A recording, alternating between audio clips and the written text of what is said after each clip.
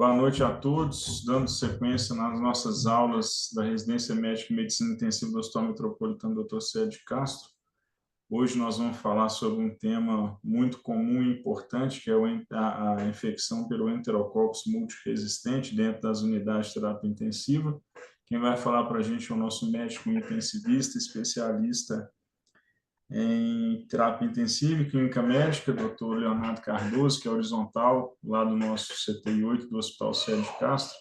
Muito obrigado, Léo, pela sua dedicação aí para nossos residentes. Peço a todos que deixem áudios fechados, os vídeos abertos. Tem uma lista de presença aí para os nossos residentes, que é obrigatória a assinatura. Léo, obrigado mais uma vez. Boa aula para a gente, turma. Beleza, chefe, obrigado. Só não repare um pouco, estou com uma infecção de garganta, mas lá vai. Bom, nós estamos começando agora um módulo de infectologia. Então, as próximas aulas, né, nós conseguimos abordar e dividir nesses módulos. Então, primeiramente, nós vamos falar sobre os enterococos multiresistentes. Por quê? Isso é uma coisa que tem preocupado muito, né, não só na nossa UTI, em outros serviços, no mundo afora. O que a gente precisa saber na nossa aula hoje? Nós não precisamos rever toda a microbiologia, mas a gente precisa compreender por que é importante nós sabermos sobre os enterococos, tentar entender por que tem a resistência, quais são os fatores de risco, a epidemiologia atual, tá? Como que pode ser feito o diagnóstico, quais são as terapias mais apropriadas e, uma das coisas mais importantes, quais medidas que eu posso fazer de prevenção, né? E fazer um controle no ambiente da terapia intensiva. A gente pode dizer, então, que o enterococo uma bactéria, é um gênero, né, gram-positiva. Ela é comumente encontrada no nosso trato gastrointestinal, então é habitual termos elas, né? E são consideradas oportunistas, né, puramente por a gente ter elas no nosso trato intestinal. E o problema é que ela tem essa capacidade de adquirir resistência a vários antibióticos de forma natural, digamos assim, antes mesmo do paciente estar usando antibióticos de amplo espectro. E isso tem sido um desafio cada vez maior para a nossa CTI. Tá? Então, por exemplo, quando eles ligam para a gente lá, né, a microbiologia, fala, olha, está crescendo um copo gram-positivo, aí eles falam, né, individuais, pares, cadeias curtas. Às vezes a gente não dá muita atenção para isso, né? A gente tem que pensar que isso pode acontecer, olhar principalmente se eles citam um copo gram-positivo fermentador, já me faz pensar que pode ser um enterococo, né? E então, assim, eles são altamente resistentes, né? Tem essa questão de eles serem anaeróbios facultativos e tem um relato, né, de que eles são resistentes ao calor. Isso tem um pouco de conflito, né? Parte da literatura fala que por 6 horas, outra parte fala que é 20 minutos, né? Mas é só uma curiosidade mesmo. Outra coisa é que eles são catalases negativos. Essa é uma enzima, né, igual que fala que ela decompõe o peróxido de hidrogênio em água e oxigênio, que é fundamental aí da proliferação, do mecanismo fisiológico dessa bactéria. Iniciando, então, assim, lá no início mesmo, né, os enterococos eram sensíveis aos tratamentos convencionais. Mas o que acontece? Com o passar do ano, né, dos anos, nós fomos usando cada vez mais os antibióticos, nem sempre de forma racional, e isso contribuiu muito para a geração das cepas resistentes, né, especialmente o nosso famoso VRE, né, que é o enterococo resistente à vancomicina. E aí teve uma grande, né, evolução para o perfil multiresistente. E só reforçando isso, né, que então, uma bactéria normal do corpo, né, tem o trato gastrointestinal, que é o mais comum, tem o trato urinário, é outro lugar que também é comumente encontrado, e até também na pele, mas principalmente trato gastrointestinal e gênito urinário. Só para vocês terem uma ideia, né, esse gráfico da Medscape, ele fala, ele pegou um dado aí de 1990 até 2004, e vocês podem ver que essa linha pontilhada menor, ela é do VRE. E a gente pode observar que ela, se você olhar no canto inferior, né, do gráfico aí nos anos, que é a última, a linha mais de baixo, que é do VRE, até, né, os anos 2000 aí, 1999, a gente não tinha muitos relatos de VRE, né? E desde então isso vem subindo, né? É, e hoje, né, atualmente é bem maior que isso. Você pode ver que isso aqui foi de 1990 a 2004, que, né, foi a época que teve o boom da superbactéria, que houve toda aquela preocupação. Óbvio que o MRSA e o MSSA também acompanharam isso, mas o salto, né, de resistência que houve no VRE depois desses anos foi imenso. E aqui só para a gente entender, igual eu falei, como era antigamente, ele era sensível. Então, a primeira detecção de resistência foi em 28, né, que foi as penicilinas. Aí depois eles foram vendo, né, que tinha a sulfonamida, aí isso já, né, em 32. Aí 10 anos depois, né, da sulfonamida foi reportada a resistência.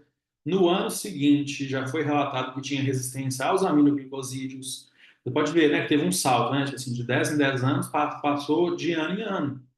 Em 44, tetraciclina, 45 beta-lactanos. Então, nós fomos vendo um salto muito grande de resistência, né? E aí, mais embaixo, em 1952, foi relatada a resistência à tetraciclina.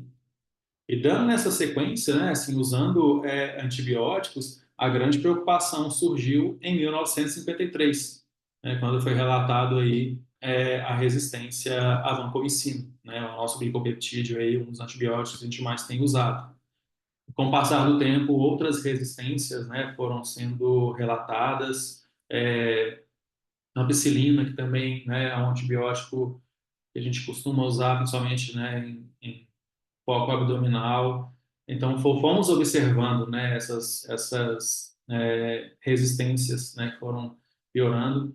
E aí, em 2002, né, foi relatado também o enterococo resistente à linezolida, que nós vamos falar um pouco mais para frente. Então, por que é importante a gente saber isso, né? É, no CTI, né, isso né, não só no CTI, mas como a maioria desses pacientes estão no ambiente intensivo, está associado a uma maior morbidade, a uma maior mortalidade, maior tempo de internação. Isso gera muito desafio, né, do nosso tratamento, da nossa conduta. Isso aumenta, né, da forma, se a gente olhar como a forma de gestor, isso aumenta o custo da internação. Então, além de aumentar a mortalidade, isso gera toda uma modificação na conduta desde o paciente, até mesmo na condução do uso de antibióticos, quais antibióticos usar, né?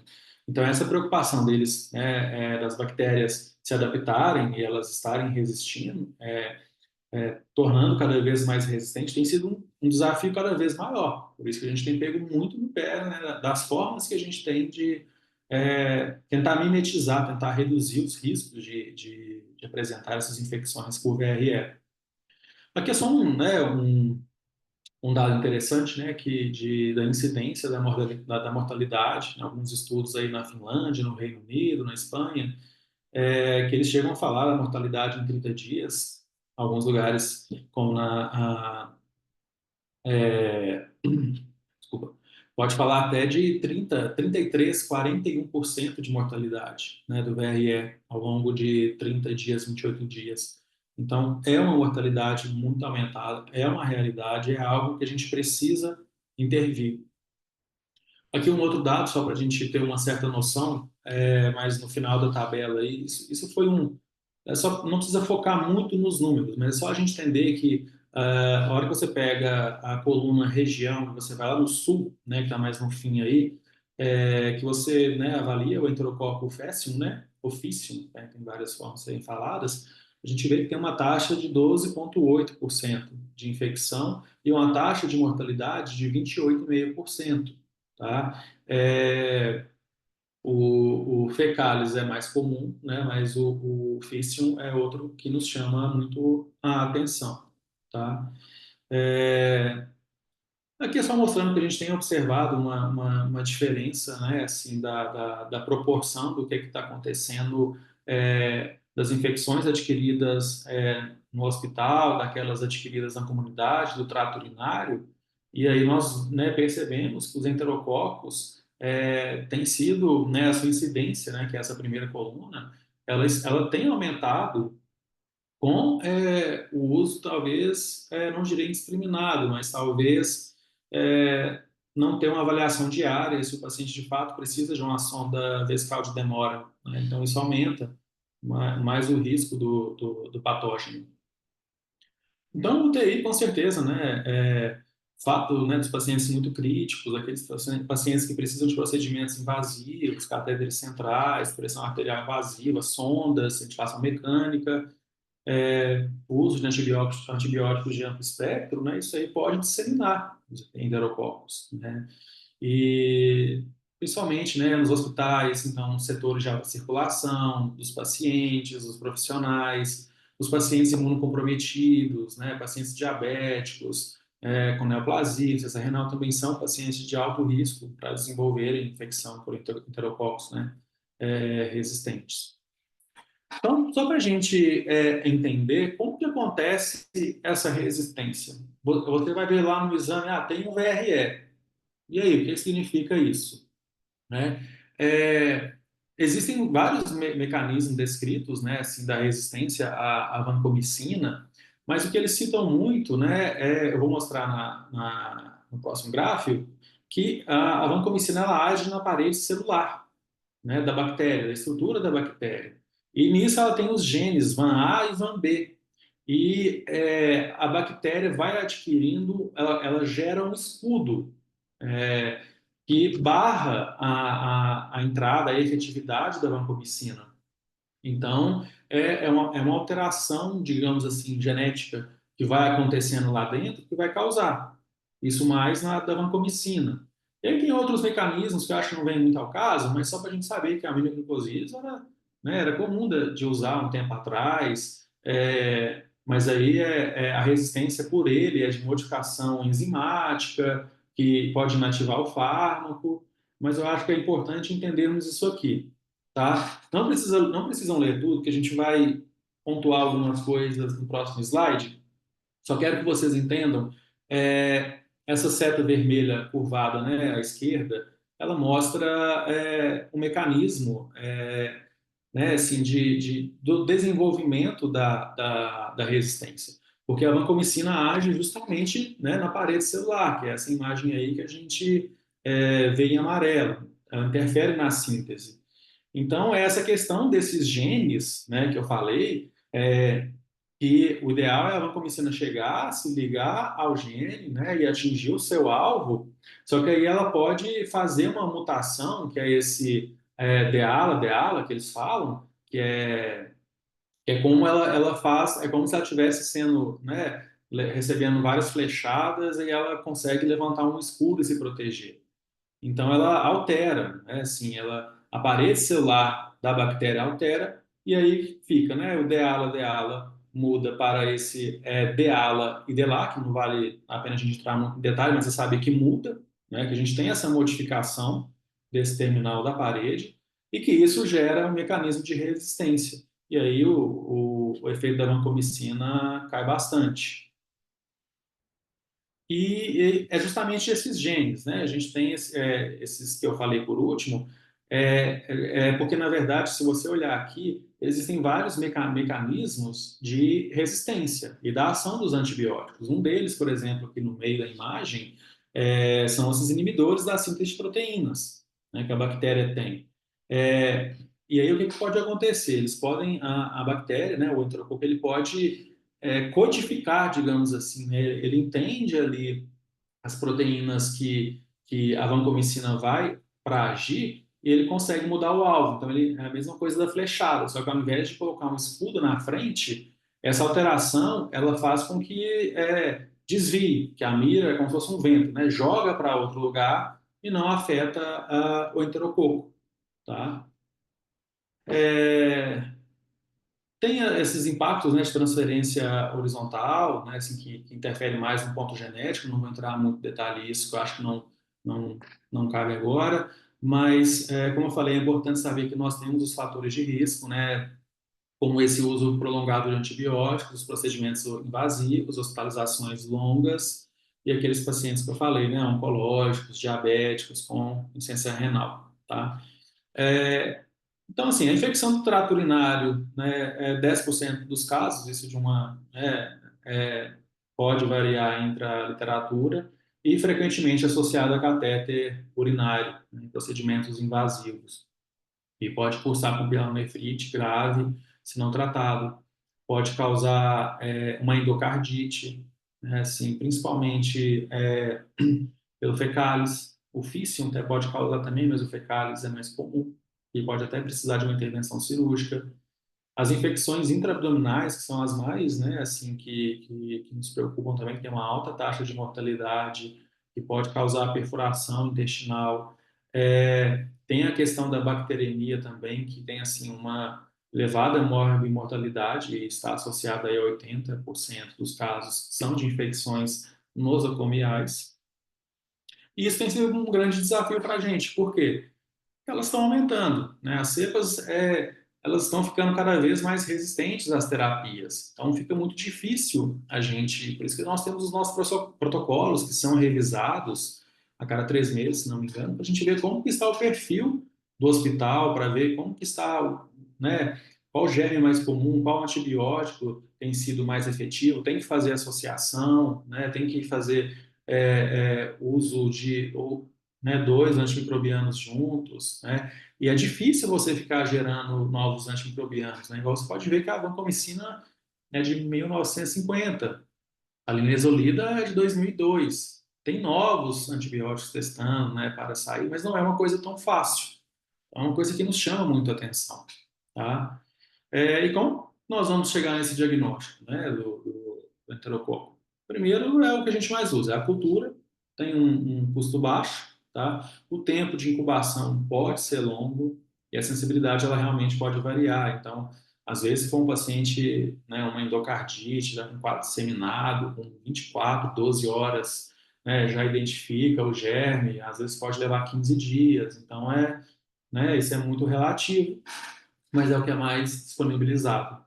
E também, né, o teste de sensibilidade, que tem essa técnica do disco de fusão, né, que eles colocam um adesivinho, né, no disco e vai identificando a capacidade, né, a concentração inibitória mínima, o MIC. Isso diverge um pouco na literatura, né, até que a gente nem costuma colocar muito isso nos nossos, né, mas algumas referências europeias falam que acima de 2 a gente já considera como resistente, alguns falam um MIC maior que 4, mas vamos nos ater mais assim a entender, né? Não pode ser um MIC exagerado, é importante a gente ver a questão da sensibilidade, se é sensível, se é intermediário ou se é resistente, tá? Tem os métodos moleculares, técnicas como PCR, que faz essa reação em cadeia, que aí ela consegue detectar, né, aqueles genes que eu falei que a vancomicinase, né, o VAN-A e o VAN-B, tá? E é muito importante saber interpretar esses exames, né? Não é só a gente olhar lá, é sensível. Mas a gente tem que ver a sequência dos antimicrobianos, né? Ver o qual que nós podemos usar que seja menos nefrotóxico, algum que não interfira no contexto hematológico de um paciente, um que não funciona de forma adequada para pneumonias, por exemplo, tá? Então, eu falei isso da interpretação do MIC, tá? E orienta a gente a condução, mas é mais ou menos isso, tá? Geralmente, o que a gente vê aí é um MIC de 0,25, 0,5, né? Até 2. Mas, igual eu falei, varia de literatura, não quero entrar muito nesse mérito, mas mais ou menos até 2 a gente considera como sensível acima que isso, a gente já tem considerado como resistente, tá? Então, é igual eu falei, né? Assim, só a gente saber que se o MIC tiver alto, a gente tem uma baixa sensibilidade. Ou seja, ou eu vou ter que trocar o antibiótico, né? Ou eu vou ter que aumentar a dose, combinar, assim, né? Isso são estratégias que nós temos que ir bolando conforme cada protocolo institucional. Agora, se o paciente tem um MIC baixo, um MIC de 0,25, 0,5, mostra que o antimicrobiano é muito sensível, que ele é efetivo contra essa bactéria, tá? E o outro teste que eu falei, que é a detecção de genes, ele é muito importante porque ele nos direciona muito específico para o antibiótico, né? Então, a gente não precisa ficar chutando, digamos assim, né? Pelo tempo, pela rapidez que ele pode ser liberado, ele pode já me dizer logo de cara quais antibióticos são ineficazes. Mas aí tá bom, né? A gente entendeu qual que é o contexto, qual que é o mecanismo de resistência ao VRE. Mas e aí, né? Como que nós vamos tratar? Coloquei 4 antimicrobianos que são mais comumente utilizados, né, no nosso contexto atual. Um deles é a linezolida, né, que é a oxazilidinona, e ela é indicada, né, justamente para os quadros de VRE, lembrando que ela tem um efeito, né, é, geralmente pode ter bacteriostático, então ela pode inibir a replicação, mas às vezes ela não tem um efeito bactericida, digamos assim, de forma efetiva, tá? Para determinados focos gram-positivos, né? Ela é muito boa porque ela tem uma boa penetração tecidual, pode ser administrada via oral, mas não é a nossa rotina, tá? Mas existe ela em cápsulas, se não me engano, não lembro se é comprimidos ou cápsulas, mas existe a nossa rotina intravenosa. O grande problema dela, ela tem um risco de toxicidade hematológica muito grande, tá? E pode induzir resistência também se usado por um longo tempo. Mas o que chama mais atenção, que a gente tem que saber ela pode ser usada no VRE, ela tem boa penetração, mas ela tem um risco de toxicidade hematológica muito alto. E aí, voltando, né, na estrutura da bactéria, é para a gente entender qual que é a ação da linezolida. Lembra que eu falei que a vanco, né, ela age nessa parte amarela, que é a parede celular. Já a linezolida, ela inibe a síntese das proteínas, que é igual está escrito nessa setinha branca, né, nesse quadradinho branco. Então, assim, ela inibe a síntese das proteínas bacterianas ao se ligar no RNA. Vocês estão vendo aqui logo em cima. Ou seja, ela é como se fosse uma chave, né? Ela entra, você coloca a chave dentro da porta e você não consegue colocar outra chave. É mais ou menos isso que a linezolida faz. Aí ela evita a formação dos complexos para o processo de tradução bacteriana. Mas, igual eu falei, isso também é um pouco conflitante, mas é a questão dela ter o efeito bacterostático, bactericida, né? Então, isso depende, né? Não quero entrar muito nessa polêmica, mas a gente sabe que ela é eficaz com o VRE, bem eficaz. Uma outra abordagem muito boa é a daptoensina, que também nós temos que saber o quê, né? Ela é indicada para tratamento de VRE, né? Ela é bactericida, então ela mata a bactéria, né? Ela não só inibe, né, a replicação, e tem, né, várias comprovações de sua efetividade. Qual que é o grande problema, né? E que a nossa sociedade, né, ela adora questionar isso em vários eventos, congressos, provas de título, né? Qual que é o grande gargalo da daptoensina, né? Que ela não tem eficácia com pneumonia. Aqui está escrito até menor eficácia, mas hoje em dia eles já falam que ela não tem nem efetividade, tá? Então, pneumonia, não, a gente não dá daptomicina, tá? Vocês vão achar alguns lugares falando que ela pode ser usada em doses altas, um tempo mais prolongado, mas se a gente tem outras opções, por que que a gente já correu o risco num quadro que a gente já sabe que, né, pode não ser adequado? Então, daptomicina é o quê? Posso usar em VRE, ela é bactericida, e lembrar que ela é muito, muito limitada para a pneumonia. Praticamente a gente não usa quando o foco é pulmonar. E qual que é a ação dela, né? A daptomicina, é, ela pode agir de várias maneiras, sabe? Mas o importante é que ela pode se ligar, né, assim, nessas membranas das bactérias e aí ela despolariza. Ela despolariza ali e aí isso inibe a tradução bacteriana também, né? Porque se você causa uma despolarização e você inibe a síntese do DNA e do RNA, não vai ter bactéria, ela vai matar a bactéria. Então ela está atuando diretamente no DNA e no RNA. Então, assim, ela é um inibidor da síntese de proteínas, mas ela também pode atuar na parede celular e ela também, né, igual mais em cima aqui, ela pode inferir também, né, na função da membrana celular mais interna. Então, é uma excelente medicação, exceto para esses casos de pneumonia. Tigecyclina, né? A tigecyclina é da classe das glicilciclinas, tá? Ela geralmente a gente deixa reservado mais para uns casos complexos, casos infecções complicadas. Geralmente a tigecyclina, a gente brinca, né, que é o tiro de canhão, né? Depois de a gente ter tentado, né, várias coisas previamente. Ela tem um amplo espectro contra as bactérias multiresistentes, né? Nós também dispomos, né? Nós temos esse antibiótico, mas ele tem alguns problemas, né? Se o paciente está com um quadro disseminado, né? Se ele já está a concentração, né? Ela tem uma baixa concentração plasmática, então isso pode dificultar um pouco.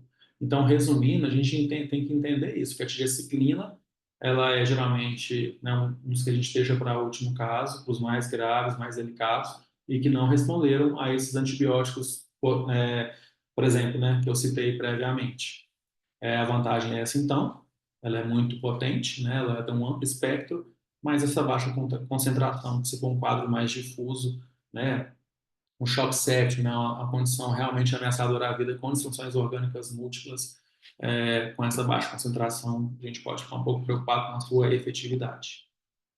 E qual é o efeito dela? Né? Ela é muito parecido com o que a gente falou lá no início, né? Assim, da questão de ela liga, né? A gente pode ver que no meio, né, dessa imagem está escrito ribossomos, né? Ela se liga a uma subunidade desse ribossomo. E no que ela se liga, né, que no caso é do 30S, ela inibe a síntese de proteínas. Ou seja, é o mecanismo, né, que eu já tinha falado, que é igual a questão da porta, né, da fechadura com a chave. É como se a tigecyclina chegasse lá e você colocasse uma chave na fechadura e chegasse a bactéria lá com uma chave querendo colocar dentro da fechadura, mas já tem uma chave. Então vai inibir. Essa acho que é uma forma da gente tentar explicar com mais clareza. A teicoplamina, né, ela é um glicopeptídeo da mesma classe da vancomicina, tá? A gente pode usar ela quando a vancomicina, né, não é adequada.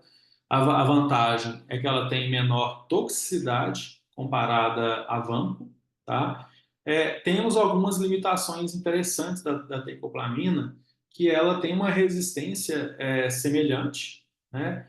E a eficácia, né, a gente fica um pouco na dúvida nas cepas resistentes. Então, geralmente, a gente, né, vai trocar um glicopeptídeo por um outro glicopeptídeo, porque apesar, né, a despeito disso tudo, apesar de ter uma menor toxicidade com a vancomicina, nós temos, igual nós fazemos no nosso serviço, você tem um protocolo de dosagem de vancomicina, a vancocinemia, né, que a gente usa como padrão aí hoje de 15 a 20 de referência à dosagem. Se está acima disso, a gente reduz a dose, a gente ajusta pelo risco de toxicidade.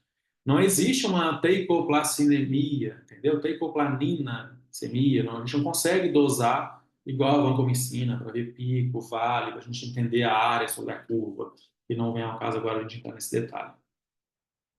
Mas é importante saber, né, igual eu falei, ela também é um glicopeptídeo, tem a mesma função da vancomicina. Então, ela interfere na biossíntese da parede celular, né? Então, ela consegue bloquear a replicação bacteriana. Então, aqui um resuminho rápido, só para a gente guardar isso, né? Então, como eu falei, algumas coisas são interessantes a gente saber. A linezolida, então, pode ser usada em infecções graves, VRE, tem boa penetração, mas tem o risco de toxicidade hematológica. Tem risco de resistência também.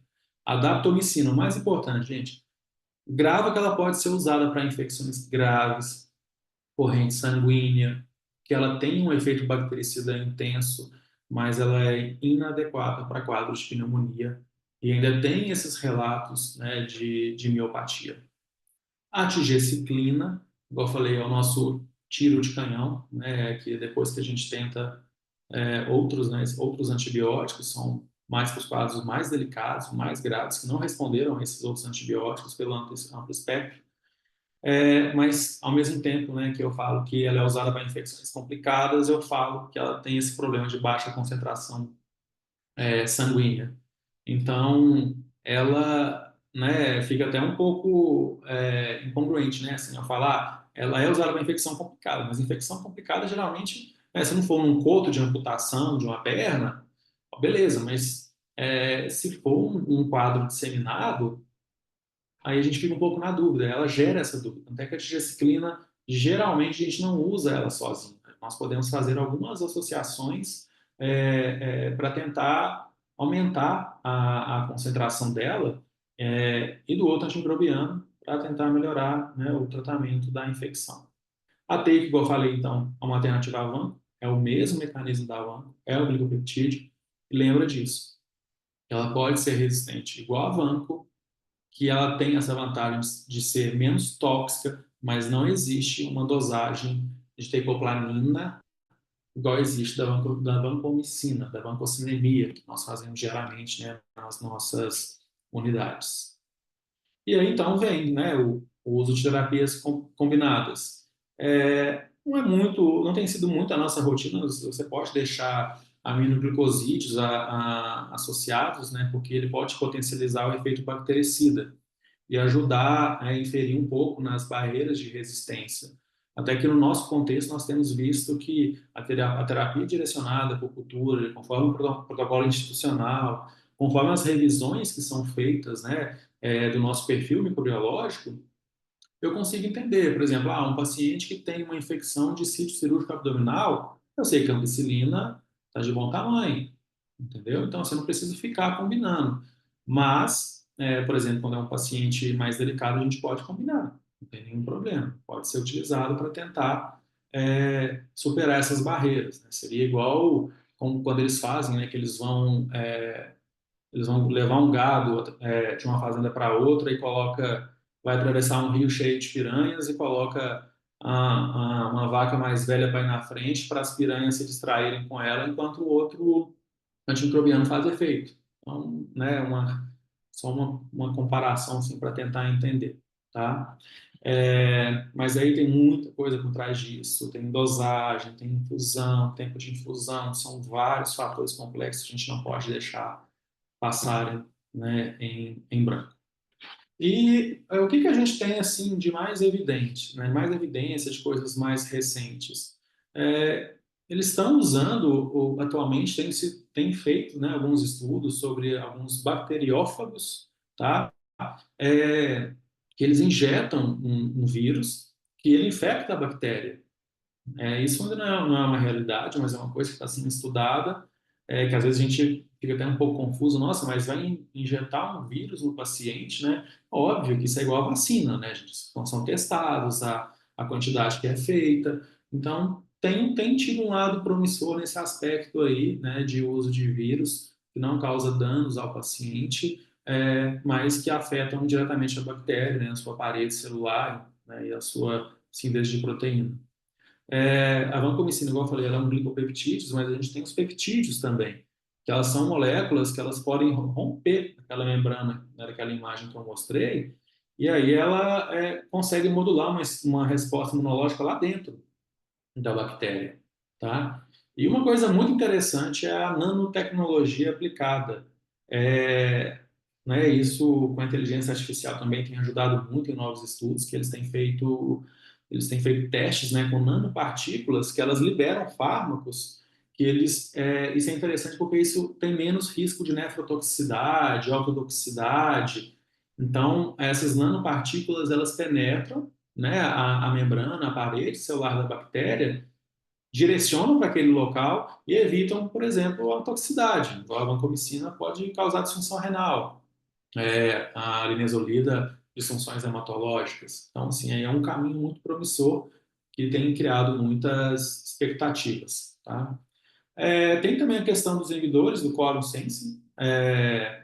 Eles, né, assim, isso não consegui achar muito para tentar passar para vocês, mas eles falam que ele interfere na formação dos biofilmes. E, né, por exemplo, quando o paciente tem um catéter, né, um permicate, né, que vai formando um biofilme ali em volta, né, da parte interna dele, ele pode impedir a formação. Então, assim, é uma coisa muito promissora embora eu não tenha achado muitos dados, pensando que infecção de corrente sanguínea associada a catéter é um dos grandes gargalos que a gente tem.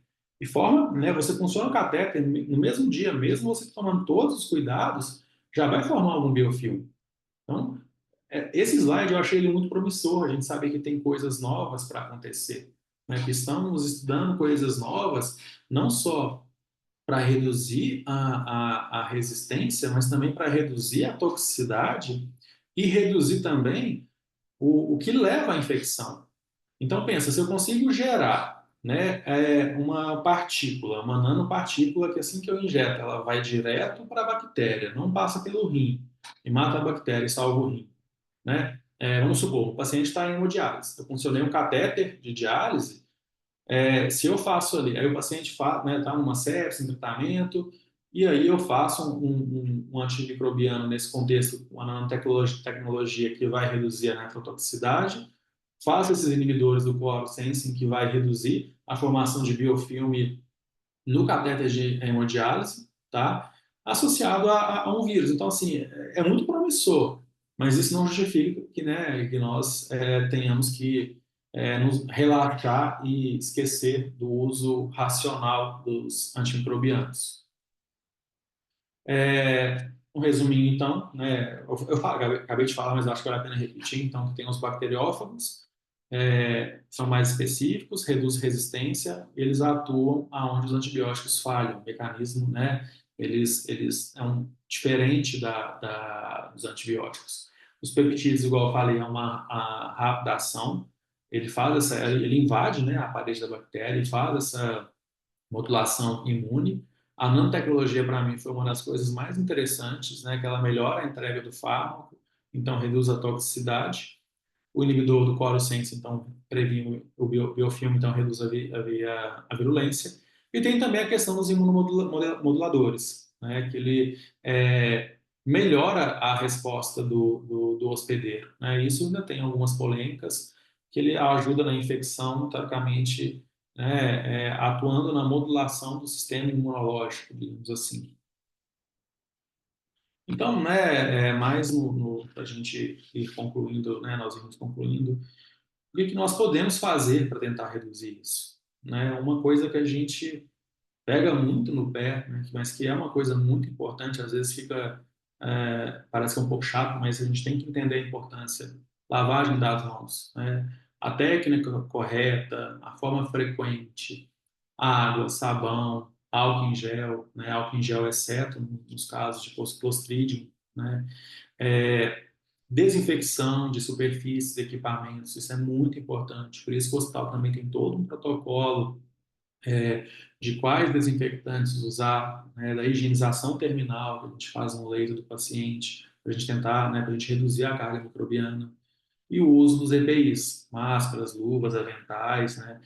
Nós estamos, né, implementando, né, um protocolo novo, né, que na porta de cada leito nós estamos, a gente vai ter uma conversa sobre isso em um outro momento, né?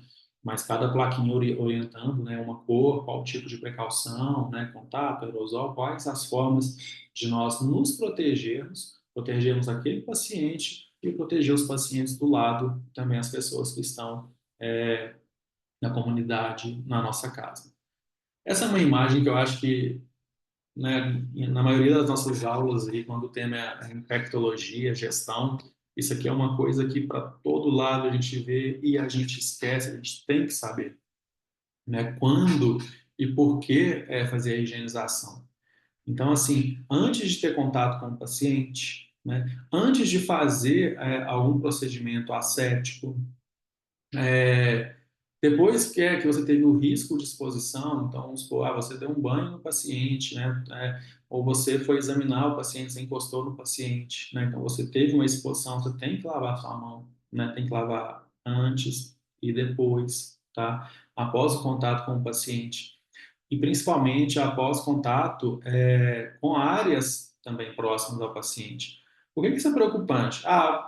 O paciente está ficando em potência, eu vou lá subir a nora, ele vai lá, entra no leito, aumenta a infusão, clica lá na bomba infusora, aumenta a infusão. E cadê lavar a mão? Tinha que ter lavado a mão antes e lavado a mão depois. Aí você vai no outro leito para examinar outro paciente. Você teve contato com uma área próxima de um outro paciente que pode estar com enterococo. Você não higienizou, pode causar, né, um risco de transmissão, aumentando a nossa, né, mortalidade. Essa é uma figura que a gente tem que ter para a vida. Sabe? A gente tem que, né, uma das principais lutas que nós temos hoje em dia é com a questão de higienização de mãos. Nós temos vários parâmetros, né, para medir a efetividade das unidades, como, por exemplo, quanto está sendo dispensado de álcool em uma determinada UTI, quanto que está sendo na outra. Entendeu? Por que eu estou usando tantos litros de álcool num lugar e de sabão e na outra não? É perfil de paciente, entendeu? Assim, há um paciente que ou é porque aqui não está usando de forma correta. Então, assim, são coisas, está usando para mais, está usando para menos, mas a gente tem que sempre tentar pecar para mais. Mas só é importante saber.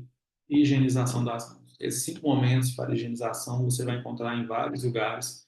Eu sou vários certos campaign, assim, bate muito na tecla dessa questão da higienização das mãos. Tá? Então, só finalizando isso, tá? Que uma das coisas que a gente pode fazer é a precaução de contato.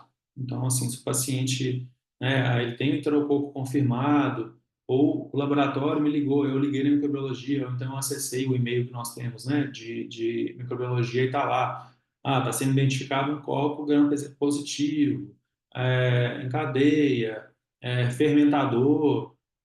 A gente tem que fazer esse protocolo. Utilização de barreiras físicas, né, sinalização de áreas restritas, higienizar as mãos, tá? Então, né, a turma que está entrando agora, vocês vão ter muito convívio com os nossos protocolos, né? Vocês vão estamos passando por uma mudança para melhor, então, está sendo introduzido, né, justamente cada dia mais aí nós alcançarmos uma melhoria, está sendo, né, perceptiva nessa questão de infecções relacionadas à assistência e reduzir, né, a ocorrência do VRE, tá?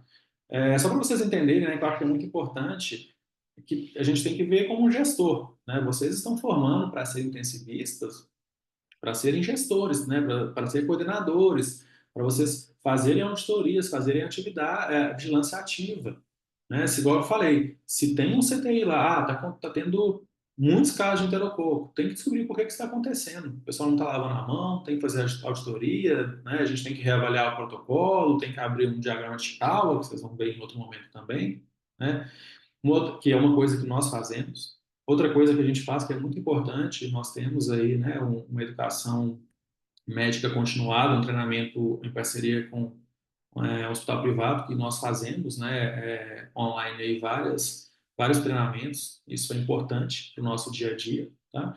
E seguir as diretrizes que a gente já tem, né, da Anvisa. Nós temos vários protocolos, esse da higienização de mãos, né, do Survival Steps Campaign, a gente tem vários, né, e os nossos são muito próximos, né, assim, a gente consegue alinhar muito com a nossa realidade, com o que protocolado pelas instituições. Isso que eu já falei, né? Monitorização, né? Monitoramento, desculpa, auditoria, integração dos dados e fazer o treinamento da equipe, tá? E para terminando, só para a gente entender essa questão dos aspectos específicos da UTI, porque quando vocês forem ver a aula de gestão, a gente vai ver lá uma coisa chamada SMR, né, que a gente olha a taxa de mortalidade na UTI, a taxa esperada, né, pela taxa que ocorreu. E isso se a taxa de mortalidade numa UTI está muito alta do que é esperado, a gente tem que investigar, né? A gente usa muito o SAPS-3, que vocês também vão ter contato, né, que estão entrando agora, para a gente entender por que isso está acontecendo. A mortalidade de um CTI neurocrítico é diferente da mortalidade de um paciente, de uma unidade coronariana. Completamente. Nível de suporte, de invasões, uma UTI geral, é diferente. Tanto é que a gente tem LODs, MODs, né, que são alguns scores diferentes que nós usamos para um processo de gestão de avaliação de mortalidade esperada, né, e a mortalidade que acontece. Isso é um dado muito importante que né, a gente vai conduzindo isso, tá? E essas estratégias, se, né, bem aplicadas, se a equipe for bem treinada, nós vamos ter bons desfechos, tá? Então, acho que a gente tem que ter uma reflexão muito importante nisso, né, para a nossa vida, para a UTI e para os nossos pacientes. Era isso. Obrigado, pessoal. Bom demais, Léo. Valeu. Valeu aí pela aula.